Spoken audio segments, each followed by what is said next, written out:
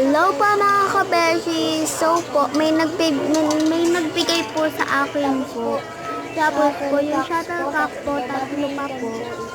Tapos po, napakabait po talaga ng tao nagbigay po sa akin. Ano po, shout out po sa'yo, Ma'am Jonaline. Napaka-blessed evening na rin po sa'yo. Bye-bye! Pero hindi ko pa po napapalitan po ng accessories sa YouTube channel ko. Bye-bye mga kabeshi! Wait, ito pala. Ano po, ito po yung lalagyan na po.